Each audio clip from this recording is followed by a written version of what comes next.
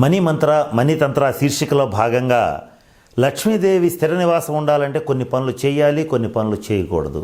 ఇవి ప్రయత్నపూర్వకంగా కొన్ని మానుకోవాలి. ఇది ఇప్పుడు నేను చెప్పబోయేటువంటి అంశం ఏంటంటే అతి ముఖ్యమైనది.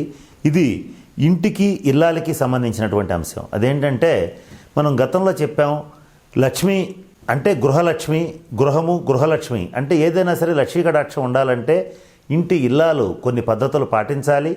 వాటిల్లో భాగంగా ప్రతిరోజు ఉదయం నిద్రలేచి ఇంటి ముందు లేదా దేవతార్చన పటం ముందు కానీ దేవతార్చన ముందు కానీ అష్టదళ పద్మం యొక్క ముగ్గు వేస్తే లక్ష్మీదేవిని ఆహ్వానించినట్లు అవుతుంది.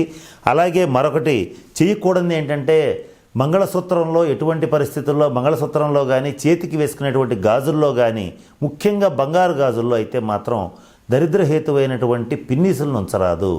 ఈ పిన్నీసులు, ఇనప వస్తువులు శని కారకత్వం, బంగారం లక్ష్మీదేవి కారకత్వం, ఈ రెండు కలపటం వల్ల దరిద్రం పడుతుంది.